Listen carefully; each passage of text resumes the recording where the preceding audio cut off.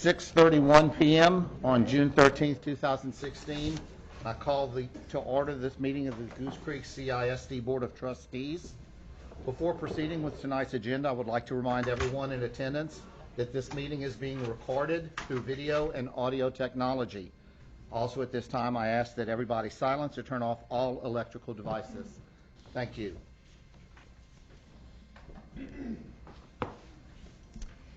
President Richard, School Board Member. Excuse me. Ms. Woods, was this meeting properly posted?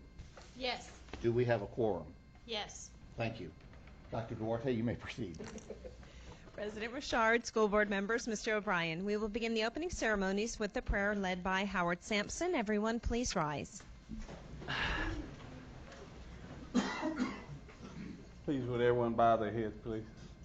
So, Heavenly Father, we thank you for this day, another day in the life of Goose Creek Independent School District. Father, we thank you for a wonderful year, wonderful graduations, and hopefully that each kid that left this year obtained the goals and the things that they want to do in life.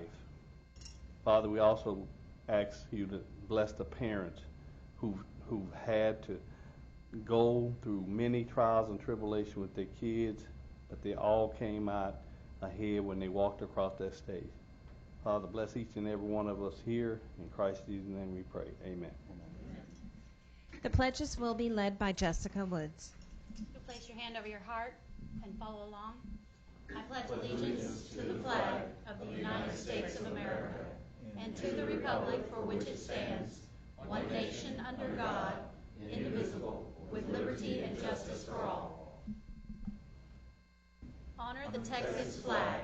I pledge allegiance to thee, Texas, one state under God, one and indivisible. You may be seated.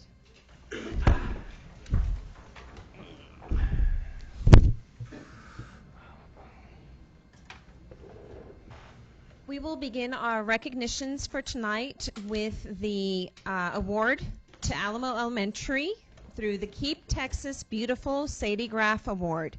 The award is for the campus's dynamic work and completion of a wonderful outdoor learning environment called Angie's Garden. Scott Shealy will be presenting the award to the campus.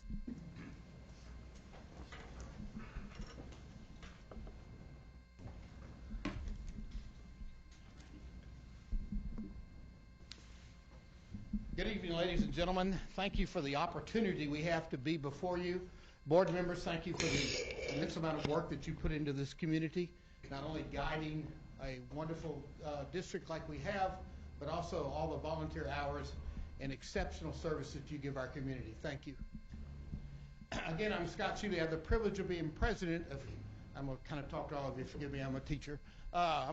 We have the opportunity of presenting to you tonight a wonderful award that Alamo Elementary has done. And it is all about this garden. And I'm going to let the pictures not speak 1,000 words, but 1,000,000 words.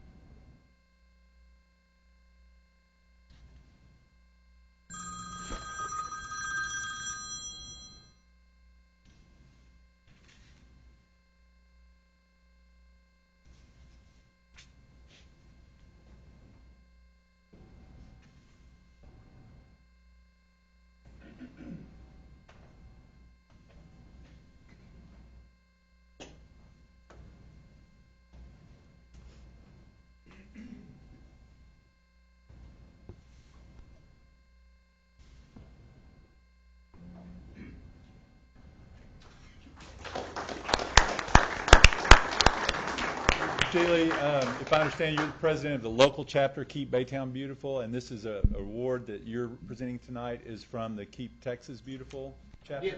Yes, sir, exactly. One of the things that we have each year that is one of our responsibilities is to tell what goes on in our community. And this year we've been very successful. Keep Texas Beautiful has acknowledged Baytown for 4 major awards this year. From all the situations that you see that are happening to the great things that are happening.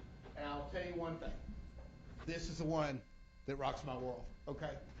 This undertaking for the last year and a half or so is an amazing accomplishment. I want to first thank you, Mr. O'Brien. Obviously, you were there and you handled the emceeing and so forth, but I also could see in your eyes the astonishment of what young people and adults can do.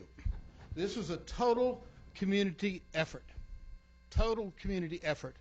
We had outside organizations that I'm going to talk to you about in just a quick second, but school administration, Steve Livingston and Ms. Sorensen, who are a principal and vice principal. Let me just tell you something. Every time I was there, they were visiting. Every time I wasn't there, they were always working. It became a very special thing with them. Ruth Woodall is one of our co-teachers that we're going to talk about just for a second now. And Ruth wasn't able to be here, but when it comes to a person that really puts things together and so forth, Ruth's very good about that. But Tony Russell is here, and Mrs. Russell is one of the teachers there in life skills. And you saw, and I apologize for some of the darkness. I mean, we went through this thing 10, 12 times, and it was perfect, but it looked a little dark, so I apologize. But with her life skills class, she breathed life into that garden. It was truly a miracle about what had happened and how she does it. Tom Kelser, we were communicating all the time, and I kept telling him, Tom, you got to come out here and see this situation. And he did. And, you know, he's really proud. I know he is right now, because let me tell you something. Whenever we can incorporate learning from regular students to those who are in need, it's a major accomplishment for a school district to be able to have a prize like this. So I can't tell you any more than being able to say that there are a lot of folks that really need to be thanked in public. And if I have one more minute, because I think I'm there. One, we want to talk, obviously, Steve Livingston, thank you very much, and Vicki Sorensen, again. Tony Russell, a team. Tony applied for a $10,000 grant and got it. Over $18,000 of things were donated toward this organization. I want to thank those members of Kiwanis are here. Please raise your hand if you're in Kiwanis. Mr. Richard, this is your chance to show good people that you belong to the K King Club. But also, you know, I said something with Randy. ExxonMobil was a tremendous driving force in this. The Environmental Institute of Houston, University of Houston, provided and all the plants and so forth that were placed by hand by children, okay? By hand by children. And the Goose Creek Educational Foundation. You know, you can't say enough about good things about what they do. I mean, such a tremendous thing for teachers to be able to go forth and create ideas and receive funding for it. I mean, that's phenomenal. $7,500 from the foundation for this project. The Goose Creek Nutritional System Services do I have, and I'm looking at, oh, there she is. Please, I'm sorry, I'm not familiar. Please tell me your name. I'm Natalie Edwards. Miss Edwards, again, I apologize. I couldn't see it. I'm as blind as a bat right now. Oh, I have glasses. I'm sorry. But thank you. I mean, the nutritional services saw the merit in what was being done with this school and this population, and they laid it out on the line for us. Thank you very much. And let me just tell you something. Some of the ideas that are coming out of that classroom and that staff are going to be great things for all students to learn with, especially those with special needs. The Kiwanis Club of Baytown, keep Baytown beautiful. Eleanor Alban, if you'll just wave, please. Kathy Nelson, Blake Cather, as well as our good buddy, Mr. Mike Ashenbrenner, who was with Tree Life. And he donated 3 apple trees instead of just one. One we did in memory of the teacher who passed away, unfortunately, Angie Watkins. The second for all the teachers at Alamo Elementary from now and in the future. And in the third apple tree had all the community It was dedicated to all the community that had helped with this project. Again, let me just tell you, there are folks, I hope I'm not missing, but thank you very much for the opportunity of doing this. This is really a big thing for this district. It's a big thing for Alamo, but it's really a big thing for two teachers that crossed the line. Everybody had something to do with this. Thank you. Mr. Shealy, could we have those members in the audience that participated in this to come up for the photo op? Yes. If you participated, come on Yes. up. Yes, please. KBB board, please.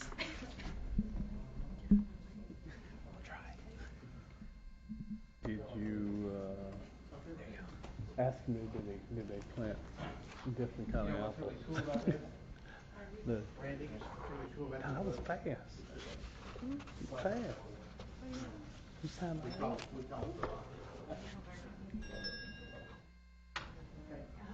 Mima, line us up, tell us where to go. oh man. Will you do the honors of holding it, please? And will you get in between these two, because I want to move in. Kate, where's the dance? Okay, there's Kevin. Okay, I'm going to be over here. Yeah, put the kids right there. I'll stand on the way. They're not gonna be able to get it. I don't really know.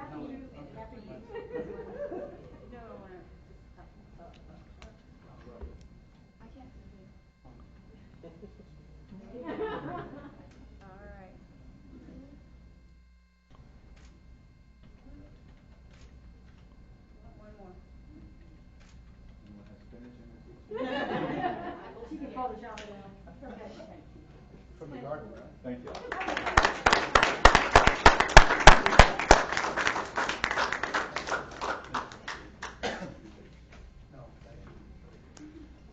Once again, thank you, Mr. Shealy, and all members of Keep Baytown Beautiful and the Alamo staff that's here tonight and the Kiwanis Club. Before we go any further, I'd like to point out that Ms. Cockrell arrived at 6:44. Thank you. And we also need to go back one step on our agenda. We now are going to open a public hearing for the discussion of the 2016-17 proposed tax rate. Ms. Grimes.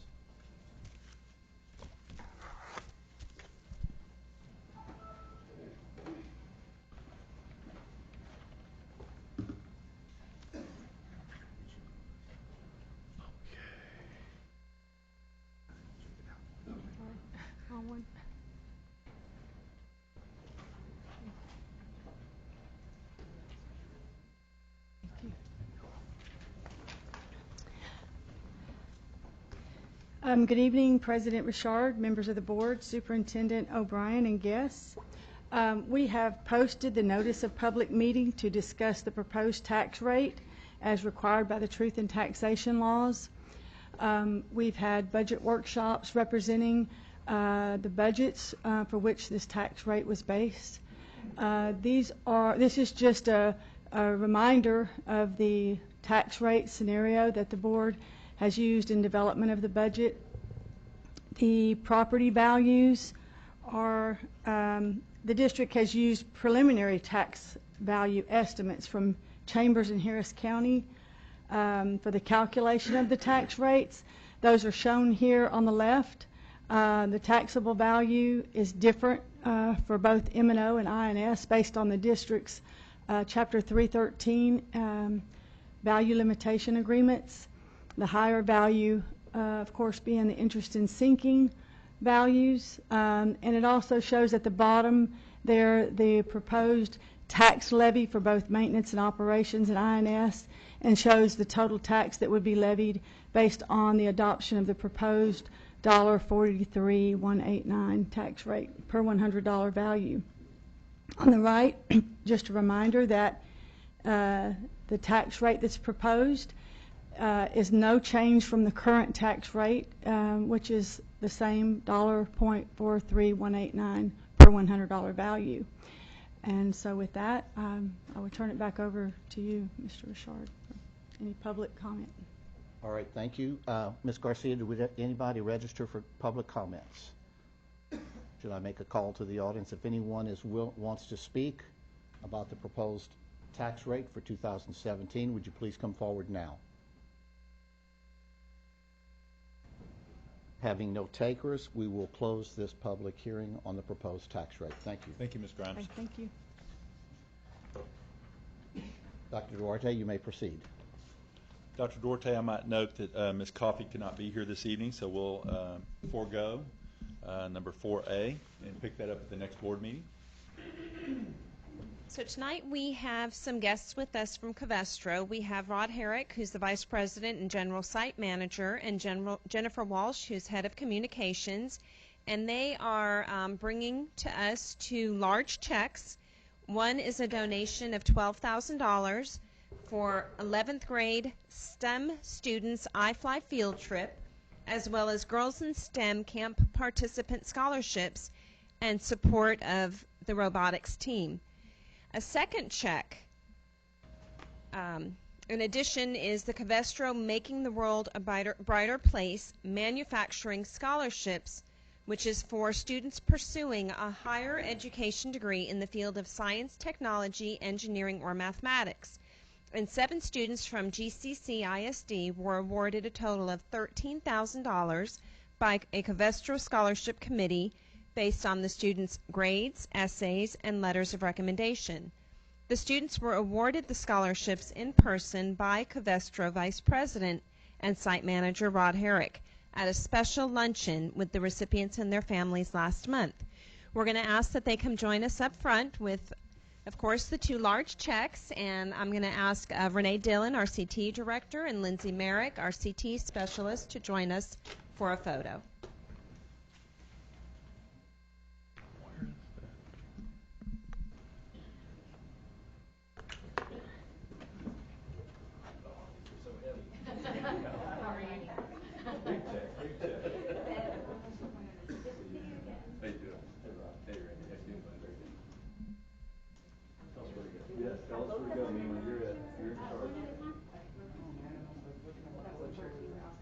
On the end of the table. It's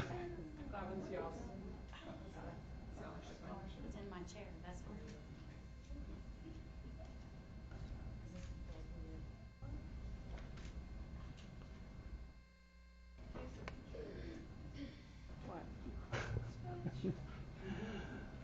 I was trying to figure out where this was on the agenda. It's pretty heavy right now. This donation and stuff, I don't see it.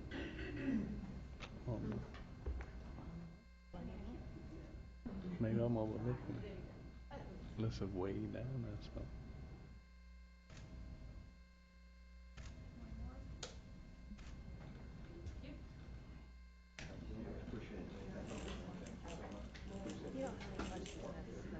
Hmm?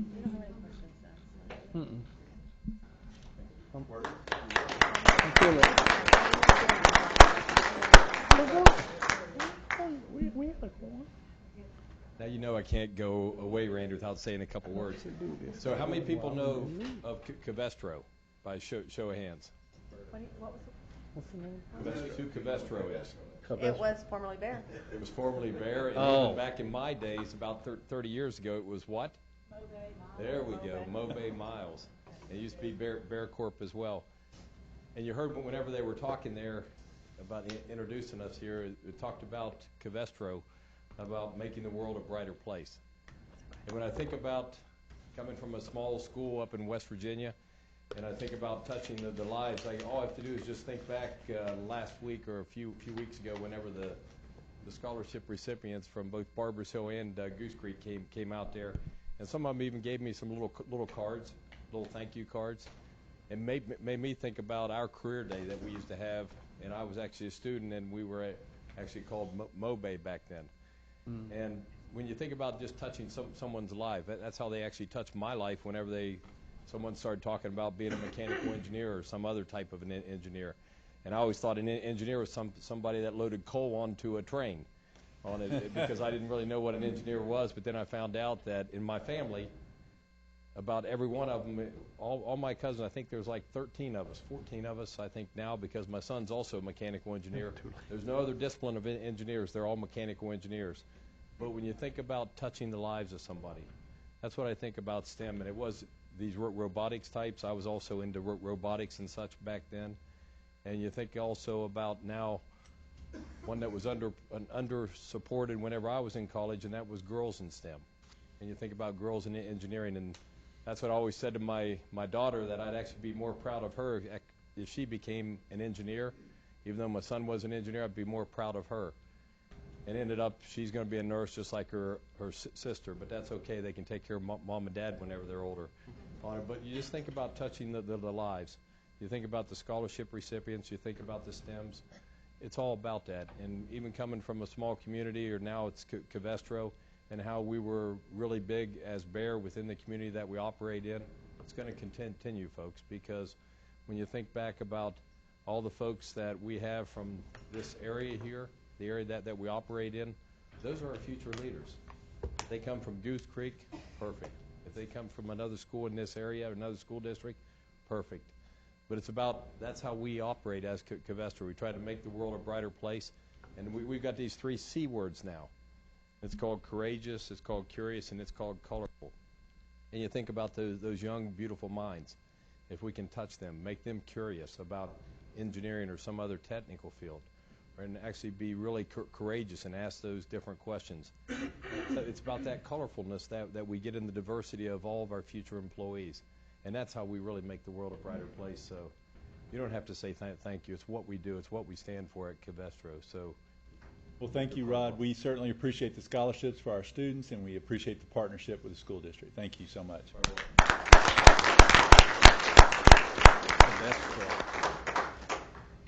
Next, we'll have Coach Mulvaney come up, our athletic director, who will present the athletic resolutions. Thank you, Dr. Duarte. President Richard, Board of Trustees, Mr. O'Brien, it's my honor to read to you 11 resolutions. Don't worry, I won't read all 11. I'll only read the first one in its entirety and highlight the other 10. So our first one is girls track from Robert E. Lee. So if Coach Oates would come on up. And here is the resolution. Recognizing the outstanding achievement of the Robert E. Lee High School girls track team, who is a regional finalist, and recognizing the attainment of this award was a result of dedicated effort by members of the Robert E. Lee High School girls track team and their coaches. The Board of Trustees of the Goose Creek Consolidated Independent School District extends sincere congratulations to the students, the coach, and the school. Your efforts have brought honor to you and our school district. Our next one, Coach Fortune, if you'll come on up. Coach Fortune is representing our boys track team, and we're going to recognize the outstanding achievement of the Robert E. Lee High School boys track team, who is also a regional finalist. Coach Fortune is stepping in for Coach Southall this evening. Next up, we have Coach Bren Jones from Goose Creek Memorial. And we're recognizing the outstanding achievement of the Goose Creek Memorial High School girls track team, who is also a regional finalist. Next up, we got Danny Southall. Danny, come on up. Who's representing the boys track team. Recognizing the outstanding achievement of the Goose Creek Memorial High School boys track team, who is also a regional finalist. Coach Dutchover, if you'll make your way. We're going to recognize the outstanding achievement of the Goose Creek Memorial High School tennis team, who is also a regional finalist. Coach Calhoun, if you'll make your way on up, you're our next contestant. And you're recognizing the outstanding achievement of the Goose Creek Memorial High School girls softball team, who is a by-district finalist. Coach Williams, if you'll make your way on up, recognizing the outstanding achievement of the Goose Creek Memorial High School boys baseball team, who is a by-district finalist. All right. We're going to move on over to Sterling now. Coach McDowell, if you'll please make your way on up. Recognizing the outstanding achievement of the Ross S. Sterling High School boys track team, who is a regional finalist. Coach Aguilar, recognizing the outstanding achievement of the Ross S. Sterling High School girls track team, who was an area finalist. Coach Tremmel, if you'll make your way on up. Recognizing the outstanding achievement of the Ross S. Sterling High School tennis team, who was a regional finalist. And Coach Shibley, last but certainly not least, recognizing the outstanding achievement of the Ross S. Sterling High School baseball team, who was a by district finalists. 11 out of 15 Springs boards are getting resolutions this evening. It's a great honor.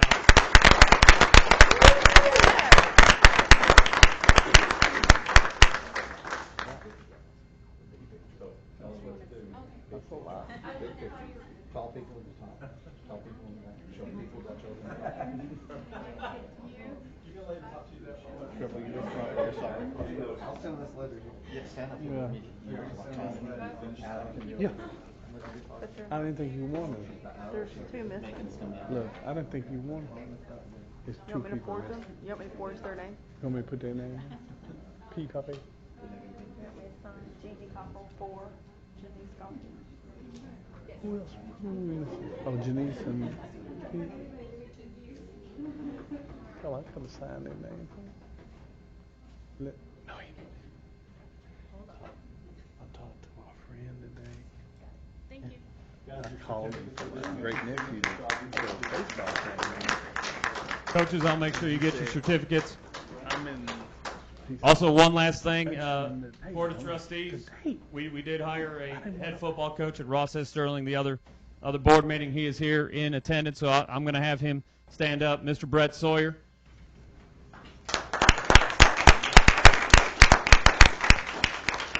That's all I have for you athletically. So that's the coach at Sterling? As a coach at So Sterling, he's wearing the right color shirt. Unless you reassign him.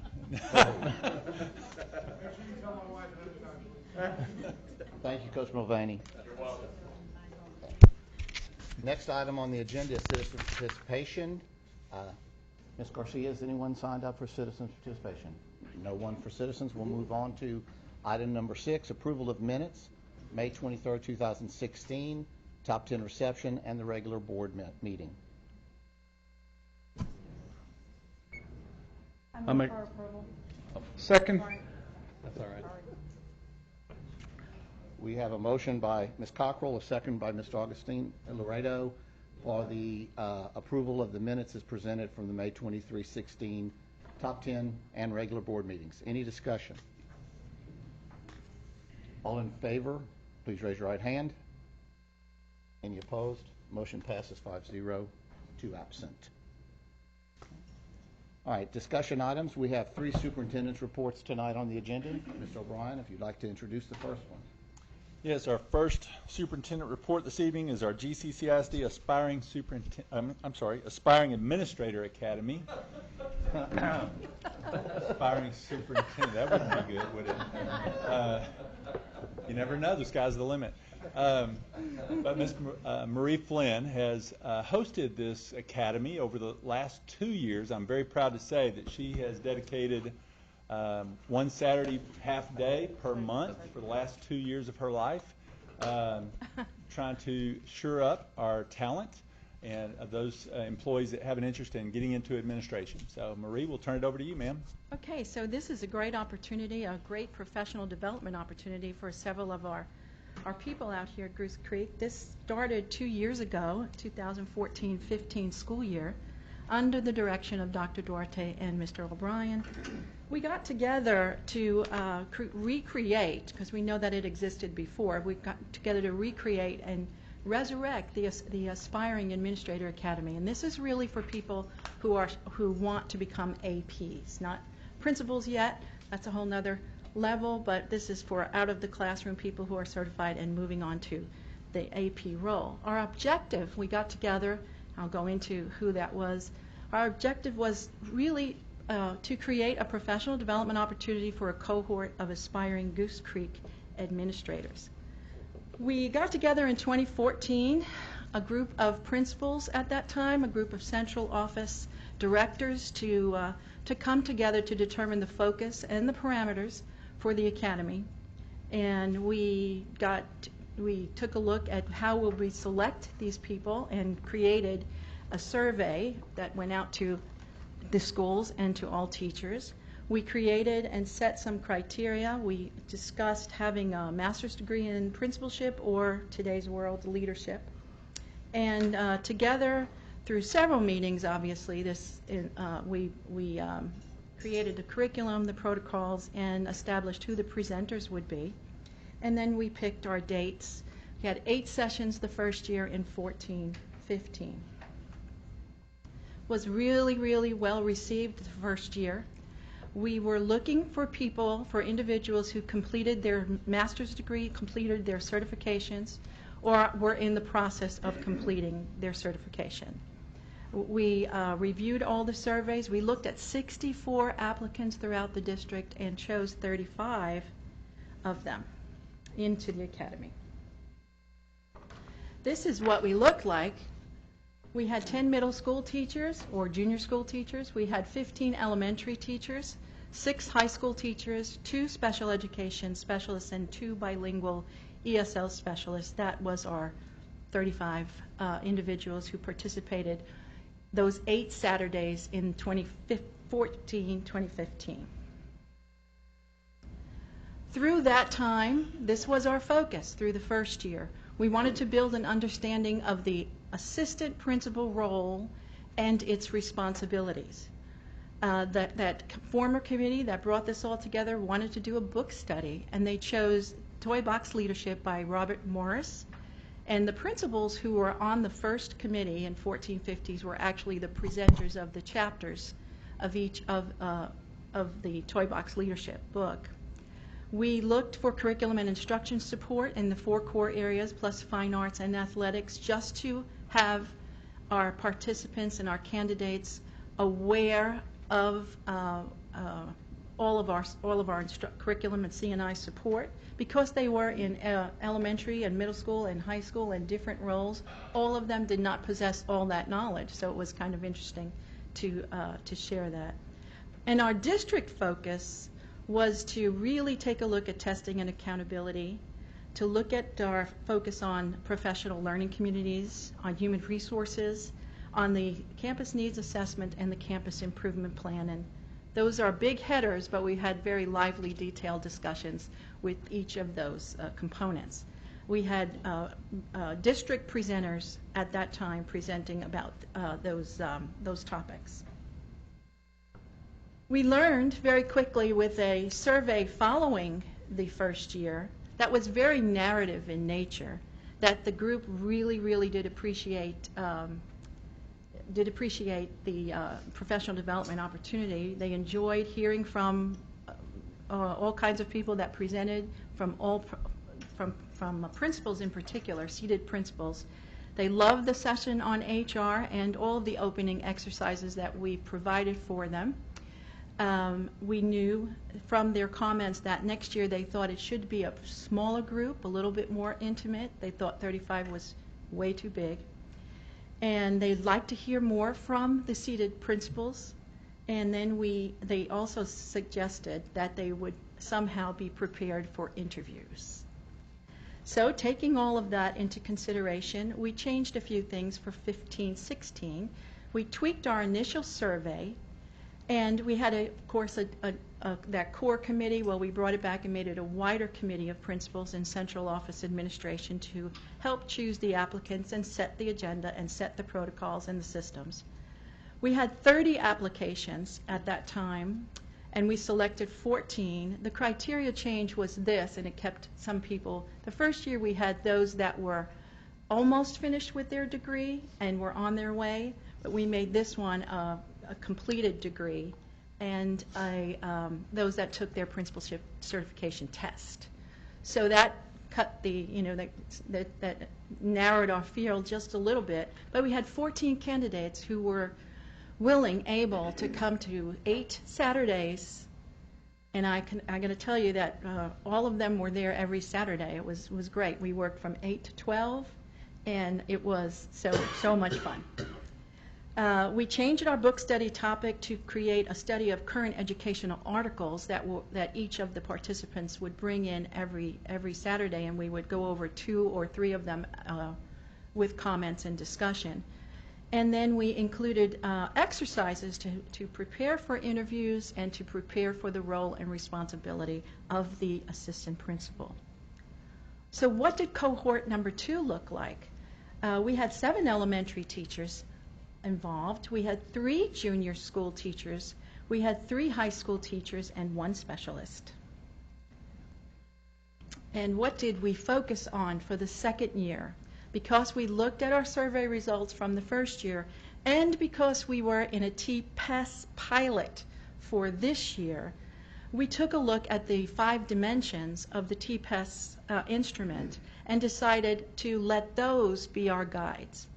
The first dimension, instructional leadership, we had several sessions just on this. We had a very detailed session with David Yanata on the state accountability system, and talked with presenters from Dr. Tom Kelchner. We had Karen Coffey to come and talk to our special populations.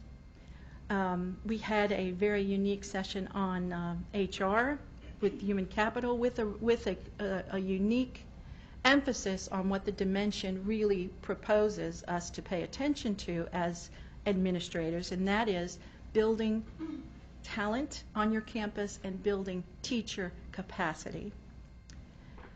Executive leadership is a dimension that helps us understand those qualities of a leader that make them a leader, like organizational skills, communication skills, interpersonal skills, those kinds of unique talents that get people to want to stay with you as a principal, that really are engaged with you.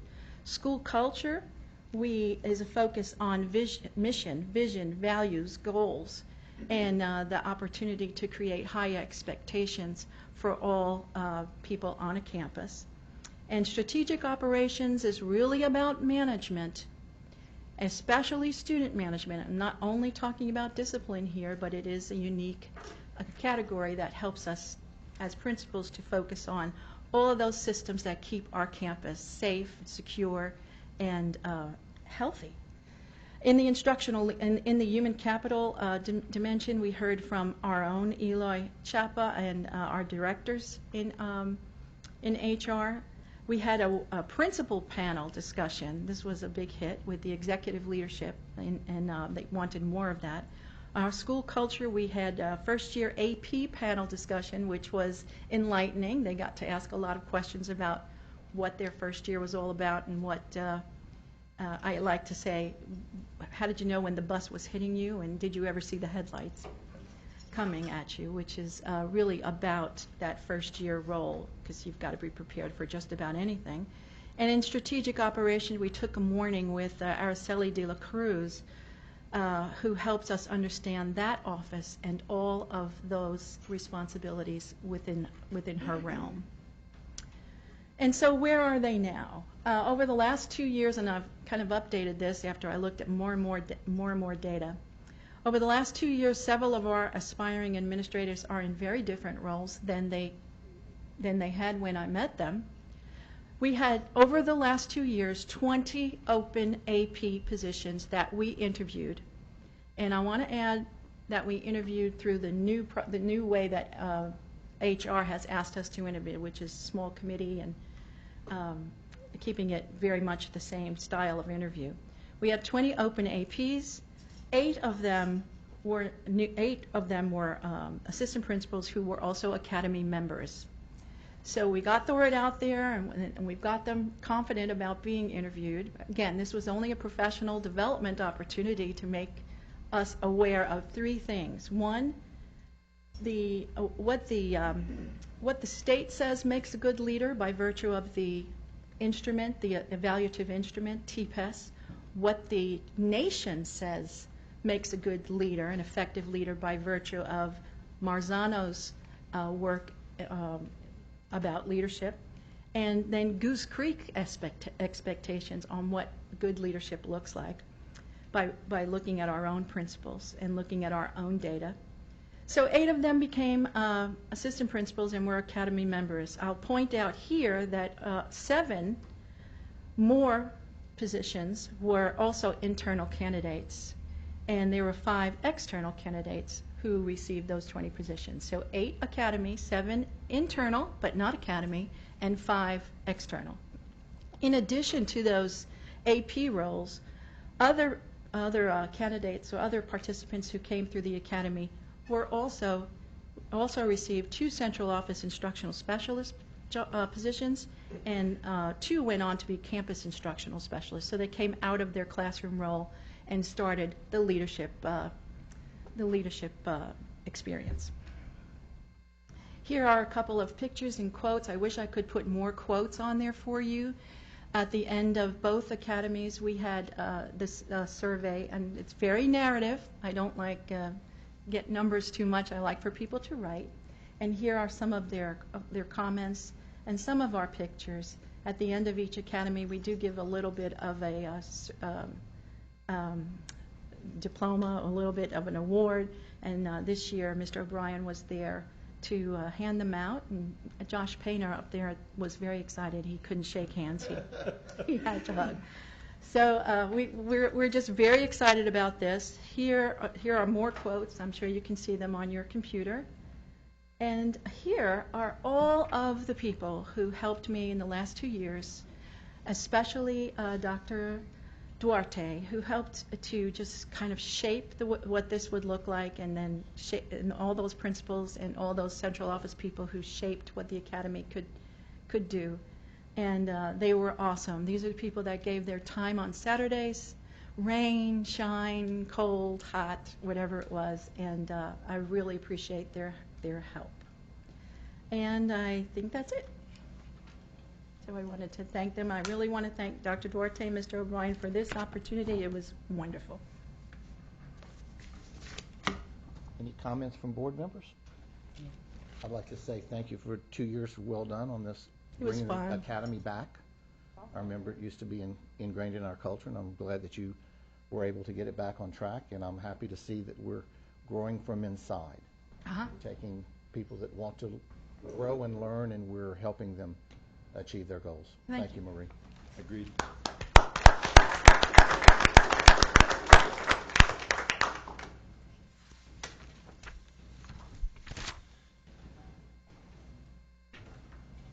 Mr. Richard, our next superintendent's report is the preliminary state release scores.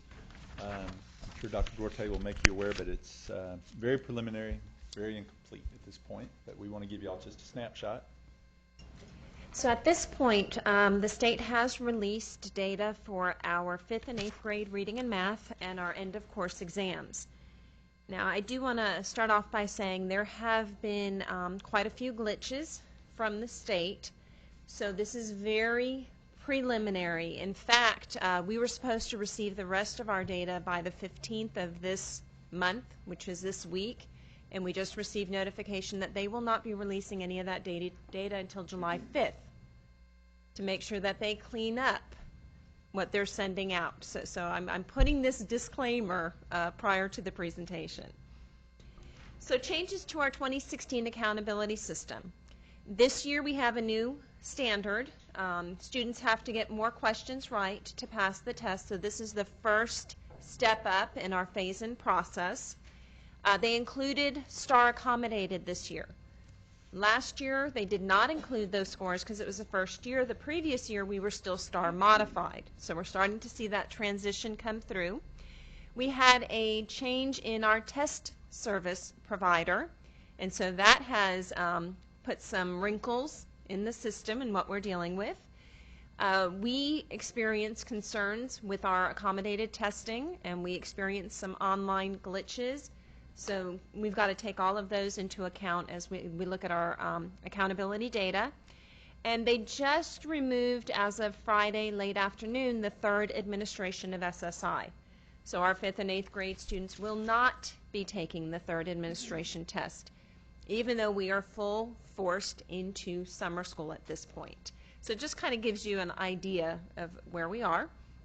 So we're going to start with our 5th grade. And I really wanted to give you a snapshot of where we are as a district within our 5th grade reading, so you can see our scores range at this point, 94 to 71% passing for our campuses, and then what I've given you is where the district falls, so you can kind of see where we are in the spectrum. Now, we use this at central office to help guide some of the decisions and support that we would provide our campuses. And I do want to go back really quick, and I want to point this out. We've known that we have 2 focus schools that were identified 3 years ago. and that was Lamar Elementary and Asheville Smith Elementary, and that was because they performed at the bottom percentage within the state, and that's how you're identified on the campus rating. And I want you to see where Lamar is right now at 82% passing our 5th grade reading, and Asheville Smith at 78%. So they have made strides from 3 years ago as to where our students are falling. What we also wanted to provide is our 3-year look at where we've gone and the progression that we're looking at. So as a district, we've really maintained. We were at 80%, 81% in 2015, 80% in 2016. Remembering that we added accommodated in 2016, we also raised the passing standard for 2016. So we want to at least see that consistency. What I've highlighted in red for you are the campuses that demonstrated growth. Again, really honing in on our focus schools, which would be Asheville Smith and Lamar, which both showed progress from the previous year. Another campus that really stands out is Harlem Elementary. They went from 68% all the way to 80% this school year. We did the same thing with our 5th grade math, kind of showing you the range, 75 to 98%. About 40% of our campuses are performing in the 90th percentile for passing in our 5th grade math. You see where the district falls, and again, I do want to point out our 2 focus campuses, which is Lamar Elementary, who had 92% pass, and Asheville Smith, who had 91% pass. So I'm not expecting them to continue as focus schools for the upcoming school year. And then we've got your 3-year comparison. Now, when we look at the math, we need to keep in mind in 2014 we had the old standards, our old TEKS, and then in 2015 it was the first year we were testing the new revised standards. Also in 2015 you only had one administration. We did not have SSI requirements in 5th grade. So we certainly should see growth between 2015, which only had one administration, and 2016, where we did have 2. Now, when we did take our test in 2015, we took it at the end of the year. We didn't take it in March, so we had much more instruction going on. So overall, we see some really amazing growth. At our district level, we were at 72%. We went to 73%. Now we're at 86%. Passing 5th grade math. So very, very proud of their progress. When we look at our junior school, we've got reading, and if you look at the bottom table, I'd like to point out we range from 83 to 87% passing. All of our junior schools are right in line with our student academic progress.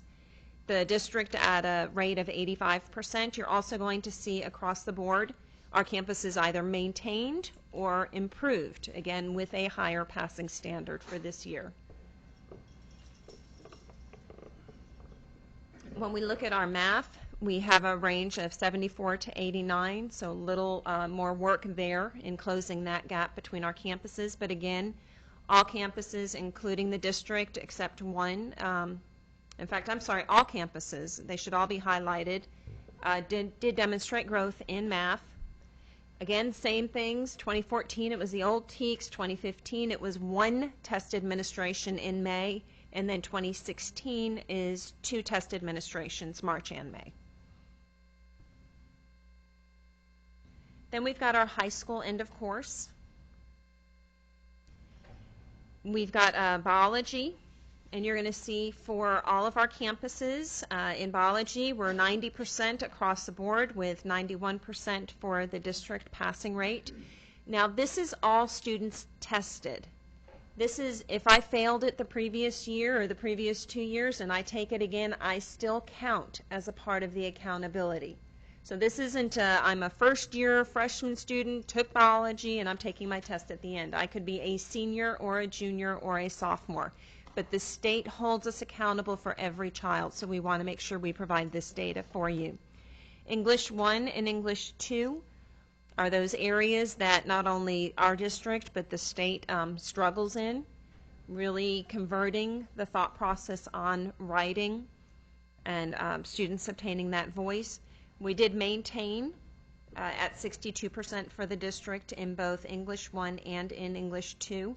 And you can see the state average from the previous year. We do not have that data at this point.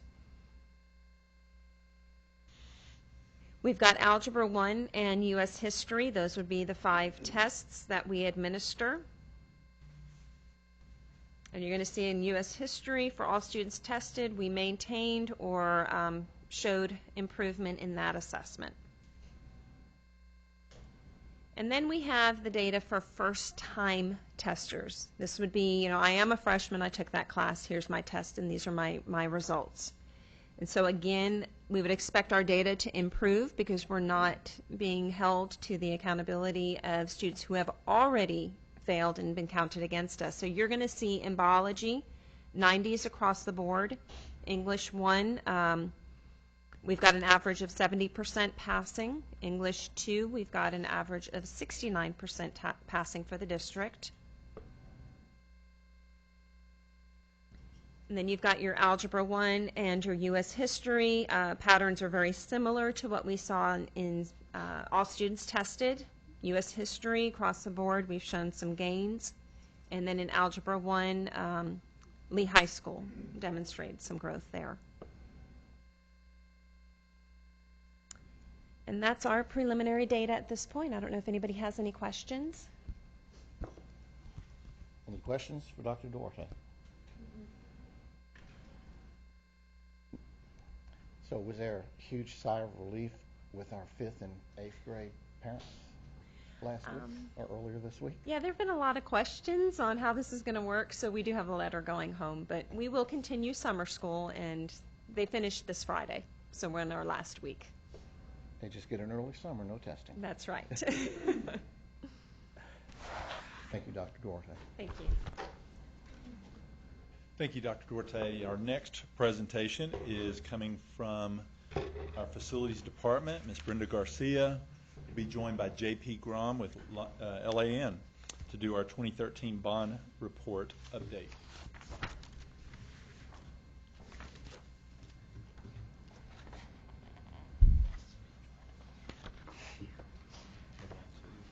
Good evening, President Richard, board members, and Mr. O'Brien.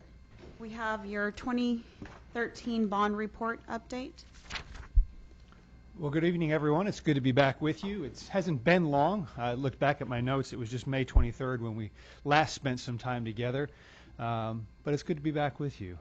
Off to a good start with the summer here. What I want to do tonight is take some of the comments and feedback that we received from you the last time, and we've compacted the information that we'll be presenting.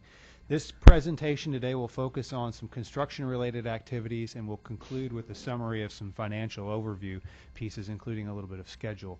I do, of course, have information about many of the other ongoing activities in the bond, and I'm happy to report on those if you should ask.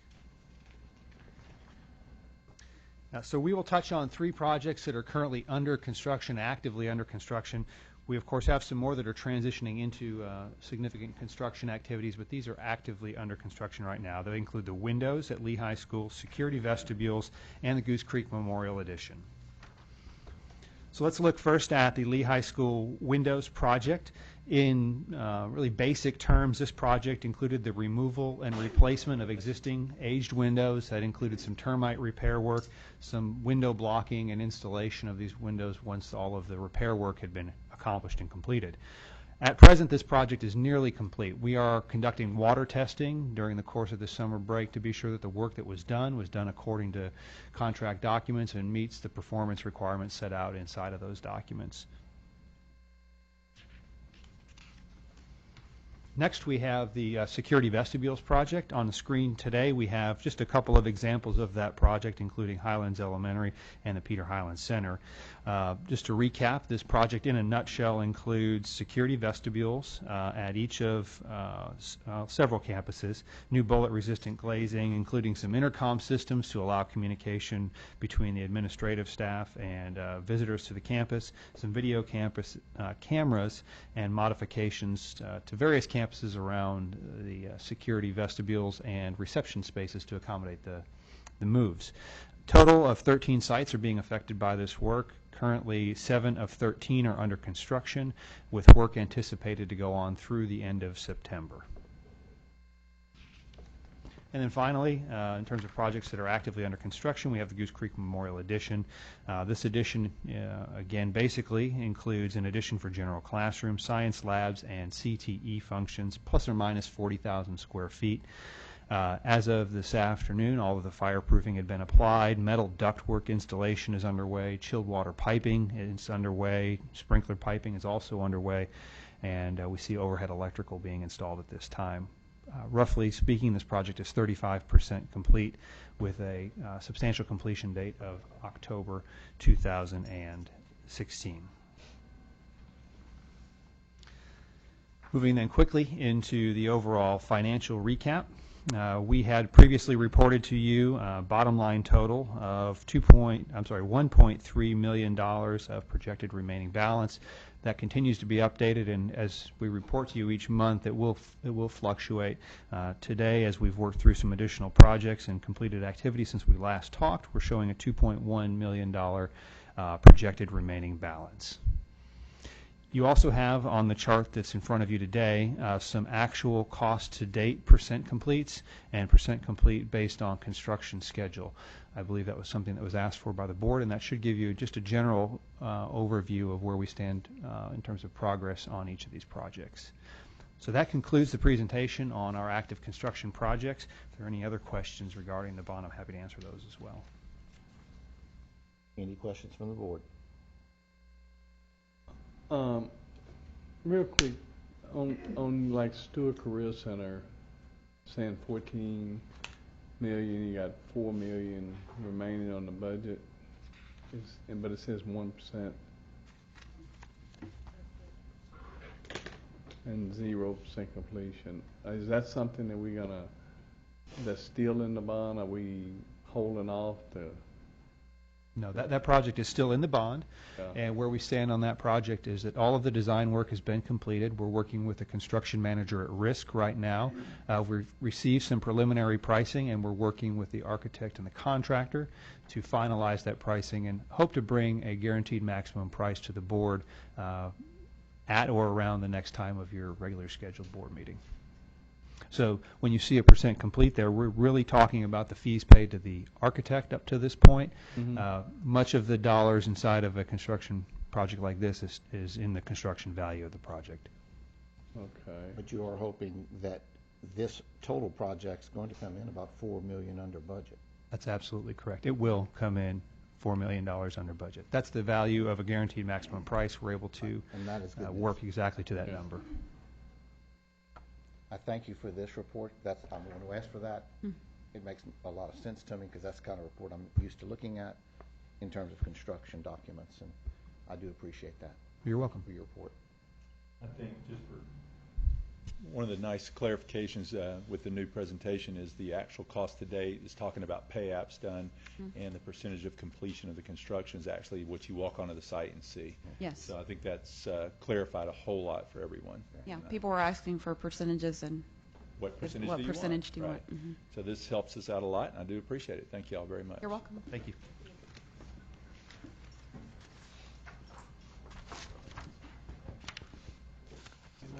Waiting for my screen to refresh.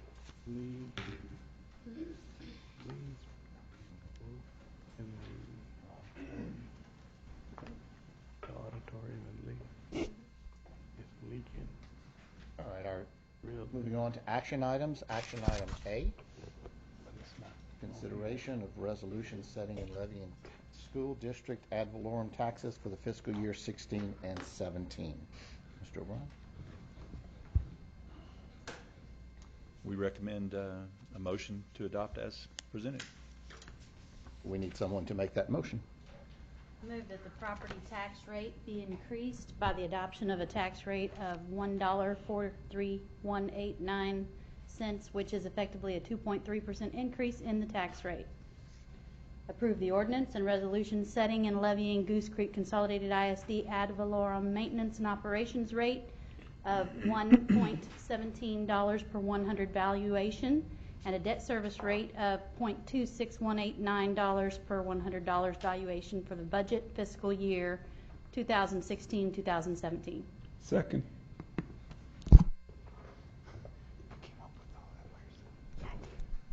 We have a motion from, trying to get to my, so I state it correctly, I'm trying to get to my screen. Want me to read it again? There we go. All right.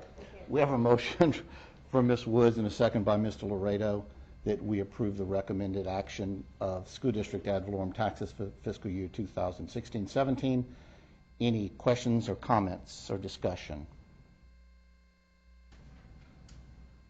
I would like to, at this time, clarify with Ms. Grimes that in our wording tonight, we use the term effectively a 2.3 increase in the tax rate, but I wanted to point out, even though there's a small percentage increase in the property tax rates in this resolution, I'd like to point out that the total tax rate that we are recommending for next year, 1.43189 per $100, is exactly what we levied this past year, 1.43189, so that the adoption of this proposed M&O and debt service tax rate will allow us to maximize our state funding for our school district without increasing the overall tax rate burden on our clientele. Is that correct? Correct. Okay. I wanted to make sure everyone knew that. Okay. Any other discussion? Okay. Before we vote on this, I need to remind the board that this is an action that needs to have a supermajority vote for passing. That means it needs to be one vote larger than the majority of the quorum that we have tonight. Tonight we have 5 members present, which means a quorum is, the majority would be 3. A supermajority will require a vote of 4 in the positive for this motion to pass. Is there any discussion about supermajority voting? It's actually 4 and 5. Is that not what I said? I'm sorry. The majority is 3 of 5. The supermajority is 4 of 5. And we have 5. At least 4. 4 of the 5 members voting. Okay? All right. Any further discussion? All in favor of the proposed tax rate, please raise your right hand. Any opposed? That motion passes 5-0. That is the unanimous of the present board members. Thank you. And action item B is consideration of an order calling a tax ratification election, providing for the conduct and the giving of notice in said election, and resolving other matters related thereto. So it's a motion, proposal by the administration to call for this election. Move for approval. A second. We have a motion from Mr. Laredo, a second from Ms. Cockrell, to approve the order to hold. Again, I didn't get a printout of this, so I'm reading off of here. The action to hold an election on September 10th. That's correct. Okay. We're approving an action to hold an election on September 10th to ratify the tax rate of 1.43189. Any discussion? All in favor, please indicate by raising your right hand. Any opposed? Are you raising your hand? Or was that a regular swatting of a bug? Okay. Swatting of a bug. We have a vote of 5-0. That passes 5-0. Thank you. Mr. Richard, at this time I'll present the consent agenda to the Board of Trustees for consideration. Number 1 is resolution amending the school district's authorized representative to the Texas Local Government Investment Pool, Tex Pool Prime, a public funds investment pool. Number 2, an interlocal contract for property tax collection services. Number 3, donation from Covestro. Number 4, contract between Goose Creek CISD and Shiloh Treatment Center. Number 5, interlocal agreement for specialized services with Harris County Department of Education Academic Behavior Center, ABC. Number 6, memorandum of understanding regarding pilot program for IDEA students experiencing post-secondary setting. Number 7, CSP evaluation rankings and selection of delegate authority to superintendent or designee to negotiate and to approve the contract with Sylvania Lighting Services Corporation for emergency lighting and lighting control system repairs and or replacements at various facilities. Number 8, competitive seal proposal, CSP, for transportation equipment, supplies, and services. Number 9, request for proposal for plumbing contractor time and material. Number 10, request for proposal, RFP, for maintenance repair of gymnasium and other wood floors. Number 11, adopt a board resolution regarding employee pay. Are there any items on the consent agenda that a board member would like to be pulled? I got just a question for one. The last one you just. Yes, sir. It was a follow-up from a previous meeting in which there was some confusion, and it was spelled out the corrective actions on page 120 there, and it covers our concerns. The board had some concerns about it, and it just Oh, okay. answered That was those- about the About who paying get paid. the hourly Yes, sir. employees. Right. Okay. Okay. answered those questions. I just have a comment, a question, a comment. Dr. Kelchner, the program, the pilot program idea, that's pilot, I guess it's new. And it looks like it's something I think will help out our kids a lot. Thank you for putting that together for our kids. It's a partnership with Lee College in the post-secondary setting. They're here today. Hello, hello. Debbie, would you like to say a word or anything just to explain the program a little bit? I know it's just for a few students, but I think, by the way, I'm sorry, I didn't mean kids, I meant students because they're no longer adults. Debbie Jordan's Debbie responsible for our Jordan. workforce program, partnership with Lee College. Good evening. Welcome. We're very excited to be partnering with Goose Creek. We've done some great work with Dr. Kelchner and his staff, and we're looking very forward to having Goose Creek students on our campus. We are going to be providing them a post-secondary environment.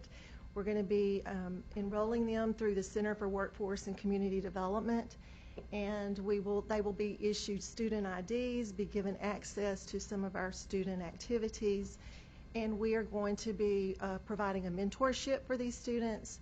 We're going to be providing some classroom space, some office space, and the thing we're really excited about is we're going to be offering a work experience for these students. So we're working with different departments on campus to provide that. And Dr. Kelchner and his staff have just been a pleasure to work with, and we're looking very forward to a successful pilot, hopefully to grow it even bigger and better in the future.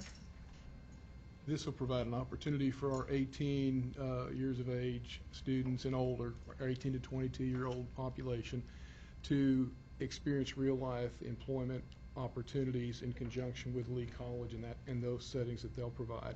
So this is a part of our continuum of services for our transition to independent living, employability, and access to transportation for our young adults in our special education continuum. So we appreciate the support of the board, and certainly our collaboration with Lee College of everyone has just been absolutely wonderful. Just one more example of the partnership with Lee College being enhanced through our partnership. Thank you so much. Appreciate y'all. Thank you. Thank you for being here, Debbie. Thank you. Any other discussion on the consent agenda items? I'd like to move for approval all items on consent agenda. I'll second the motion. Okay, we have a motion from Ms. Laredo, a second from Ms. Woods to approve all items under C, consent agenda, items 1 through 11. Any discussion? All in favor, please indicate by raising your right hand. Any opposed? Motion passes 5-4-0 against. Moving on, future board agenda items. Does anyone on the board have a future agenda item they would like to see placed on a future agenda? I was, okay. Go ahead. No, go ahead. I was going to ask Mr. O'Brien if he could do a superintendent's report on the summer school program in GCCISD, since I know we're almost finished with it. We've had changes over the last few years in the summer school program, going from all campuses having it to individuals. And I'd like to see a report on the elementary campuses that are hosted this year and who the clusters were, how many students were from each campus, at junior high, also in the high school. I'd like to see that, kind of see what kind of bang we're getting for our summer school buck. Okay. All right. Be glad to do that. And we do have upcoming in the future District of Innovation. Mr. Poppy had requested that previously, and we're working on gathering that material for you. Okay, thank you. Mr. Poppy will be happy to hear that. Anything else? Howard? Yes. I wanted to bring up something. The summer we have, 6, 8 board meetings, something like that, during school's out. 6. Yeah. I would like to see, and this is from board standpoint as far as the administrators, to try to see how can we squeeze in and just have one board meeting in the summer, during the summer months, instead of two. You mean one per month? Right, during the summer. And I just, that's something to Mr. O'Brien, he'd have to talk to his administrators and everybody else, but, I mean, you know, I'd rather have one long meeting than have two long meetings. So one consideration I can think of, I think it's a possibility. The one consideration I have would be personnel. We're always trying to. Well, yeah, I can So there could understand. be some called meetings. If we were to reduce down to one per month for those 3 months, Yeah. we could have a called meeting that would be very short, an abbreviated meeting, just to get those personnel contracts offered and Yeah. secured. But outside of that, I don't know why we couldn't. So. Well, I thought that's why we passed, we rejected the change on the last meeting, so you were able to do that for as far as teachers go, Right. teachers and That's nurses. correct. But he would be talking about administrative hires. You got that extra meeting as your one special meeting. So, it'd be a really short Yes, sir. meeting. But, you know, the only reason I'm saying that, because, you know, researching some other districts and how many meetings they have per month during the year, a lot of districts, even inside of ours, you know, only have one meeting per, well, they have two meetings, but they have what you call a discussion meeting about all the items that they want to pass or whatever, and the next meeting they have is just to come in and say, it's like the consent agenda, pass, and, you know, you're gone. So that's just that's my feeling, that's my personal feeling. I just think it would be a lot easier on our administrators that they wouldn't have to be here till 9 and 10 o'clock at night, and then doing the, but right now I would just think about doing something for the summer months. All right. Okay? Thank you. Yeah. You said you were going to do one. That's what I was looking for. But- Well, I'll get this one. No, this is citizen participation. I got one more item. Yes, sir. I had a parent come to me about a very bad leak in Lee Auditorium. They was having a dance contest and it was raining in the auditorium.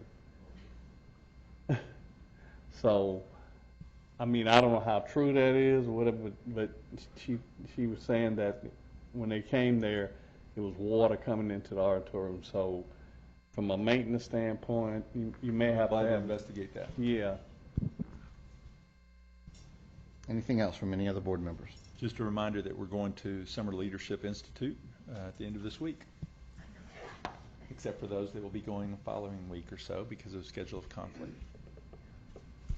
Thanks. One day we'll get that whole 7-member thing. Don't worry about it. Looking forward to 100% at some point. It's my dream to have all 7 members there one day. Well, 8. We'll do it. Next board meeting in June is scheduled for 2 weeks from this evening. And then future meetings in July and August, we may be talking about that at another time, okay? All right, it's now time for us to move into closed meeting. The board will now recess into a closed session pursuant to following sections of the Texas Open Meetings Act: 551071, 551072, 551073, 551074,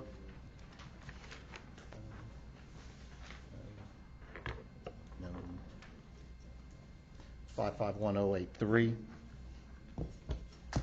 No action will be taken while the board is in closed meeting. Open session, no action was taken during the closed meeting. Let the record show that Mr. Poppy did arrive as we broke for closed session. You noted his time. Thank you. Welcome, right. Mr. Poppy. Okay, moving on. G. Consideration of personnel. At this time, I'd recommend that you approve the elections and accept the resignations as presented. Move for approval. A second. We have a motion from Mr. Laredo, a second from Ms. Cockrell to approve elections and resignations as presented by personnel. Any discussion? All in favor, please signify by raising your right hand. Any opposed? Motion carries 6-0.